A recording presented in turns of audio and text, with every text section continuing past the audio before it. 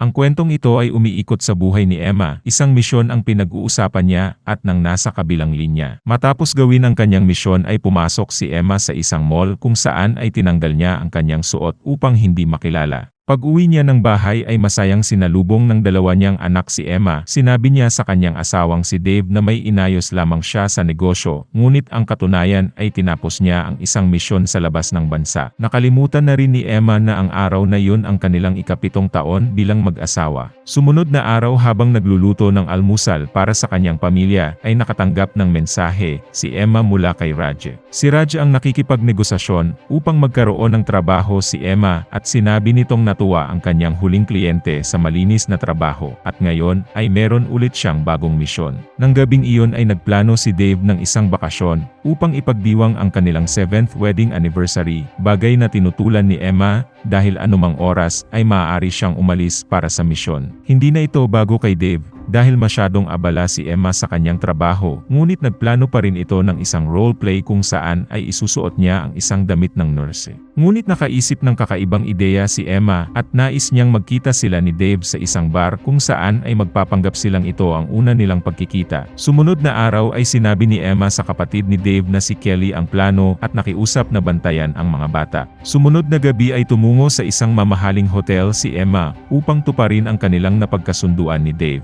Samantala si Dave naman ay naipit sa traffic at nawalan pa ng signal ang kanyang cellphone kaya't hindi niya matawagan si Emma. Habang nasa bar ay napansin ni Emma ang isang matandang lalaki na kanina pa nakatingin sa kanya. Di nagtagal ay lumapit ang matanda at nagpakilala bilang si Bob Kellerman. Andrea ang sinabing pangalan ni Emma at nagtatrabaho siya bilang isang financial worker. Patuloy na kinukulit siya ni Bob hanggang sa dumating na si Dave. Pinakita ni Emma na hindi siya interesado sa matanda at tinitingnan lamang si Dave na noon ay nasa isang sulok ng bar. Lumapit si Dave at nagpakilala itong si Jack Dawson, habang Andre naman ang pinakilalang pangalan ni Emma. Umorder ng inumin si Jack at sa oras na iyon ay lumapit si Bob upang sabihin na nanalo ito ng malaking kontrata. Inimbitahan ni Bob si Jack at Andrea upang samahan siyang ipagdiwang ang kanyang tagumpay. Makalipas ang ilang minutong kwentuhan, ay binigay ni Bob ang kanyang room number upang doon ituloy ang kasiyahan. Samantala tumungo ng kanilang kwarto si Emma at Dave.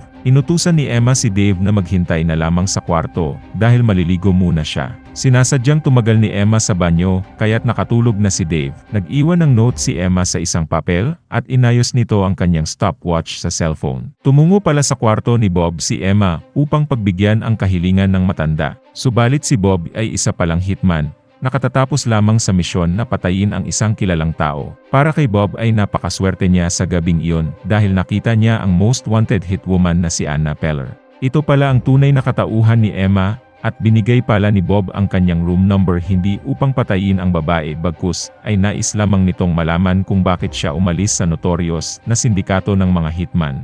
Ang isa pang katotohanan sa buhay ni Emma ay isa rin siyang hitwoman ng Sovereign na ngayon ay ang grupong nagpapahanap sa kanya. Nagkasundo silang paghahatsyan ang patong sa ulo ni Emma kung saan ay malaking pera ang mapupunta kay Bob.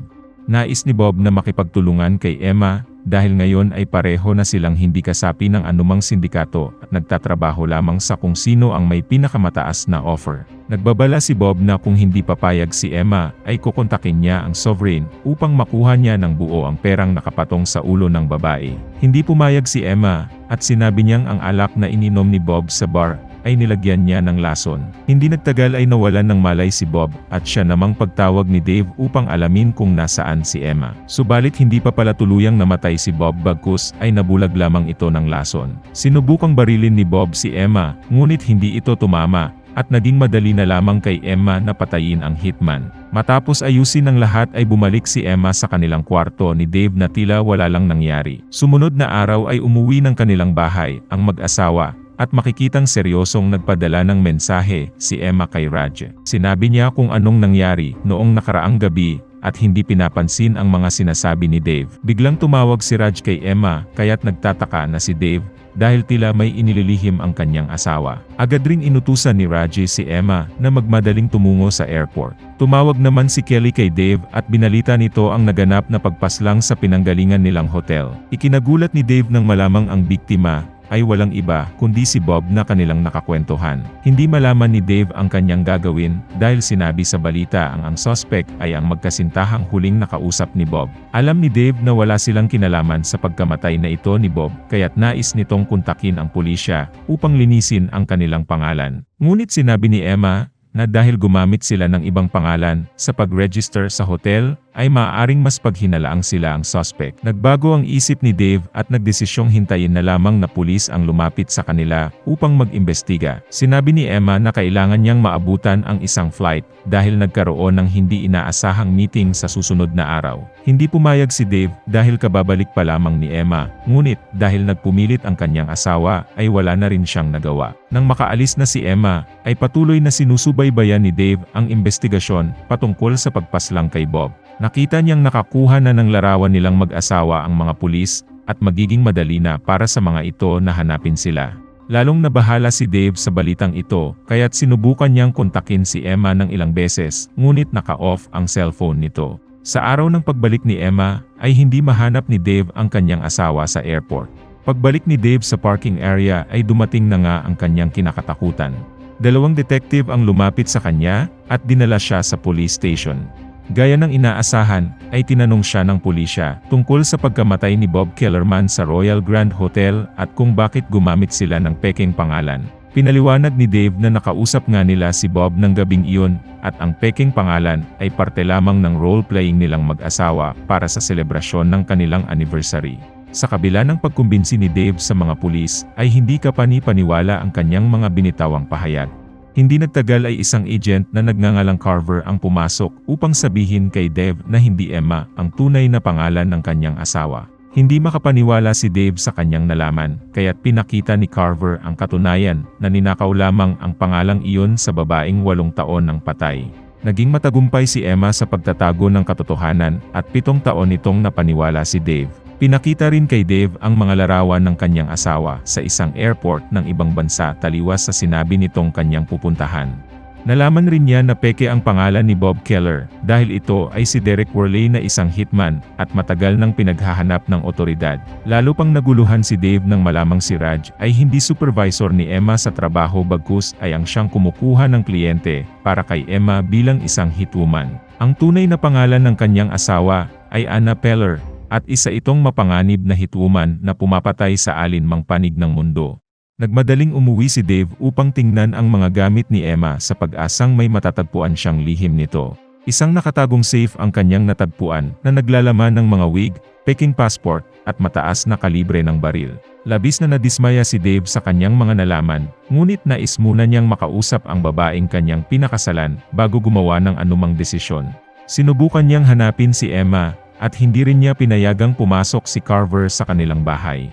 Sa kabilang dako ay tumungo ng Russia si Emma, habang patuloy na tumatakas sa mga miyembro ng Sovereign na ngayon ay hinahanap na siya. Ginawa ni Emma ang lahat niyang makakaya upang maligaw ang mga naghahanap sa kanya at hindi na rin siya nagpasama kay Raj. Sa kabila nito ay natunton pa rin siya ng Sovereign, ngunit agad niyang napatay ang isang kalaban.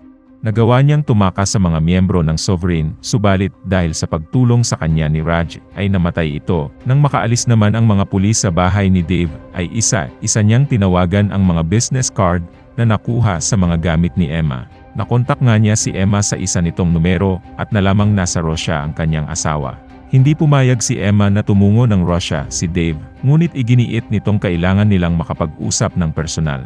Tumungo nga ng Russia si Dave at nagkita silang mag-asawa sa isang bar. Kinumpirma ni Emma na tama ang lahat ng nalaman ni Dave sa mga otoridad.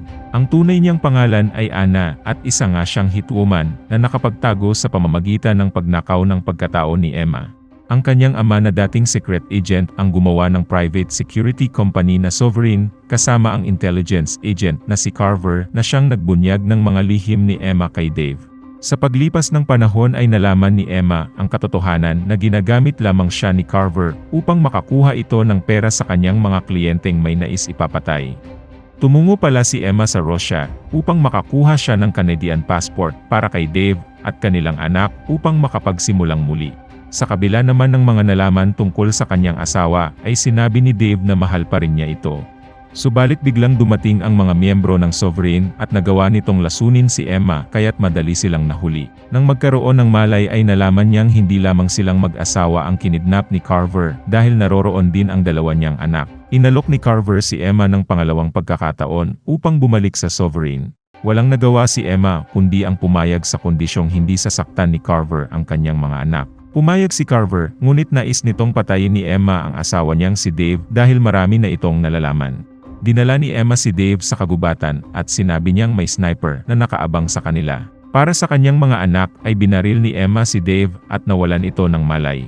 Isa ring miyembro ng Sovereign ang lumapit upang kumpirmahin na pinatay nga ni Emma si Dave.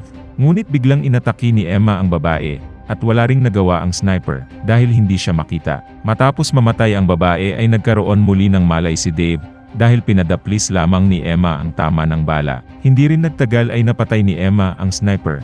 Kasama si Dave ay nilapitan nila ang building kung nasaan ang kanilang mga anak at si Carver. Matapos patayin ang isang bantay ay pinagplanuhan ng dalawa ang gagawin. Si Dave ang bahalang magligtas sa kanilang mga anak habang haharapin naman ni Emma si Carver. Sa loob ng building ay nakaharap ni Emma ang natitirang hitwoman ni Carver at nahirapan siya sa galing ng kalaban.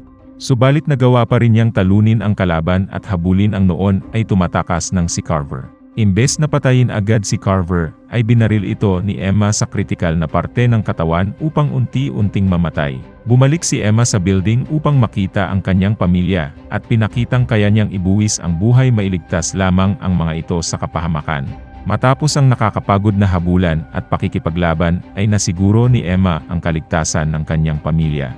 Ngayong wala na si Carver, ay hindi na hahanapin ng Sovereign si Emma, at matutuloy na ang pangarap na normal na buhay kasama ang kanyang mga minamahal.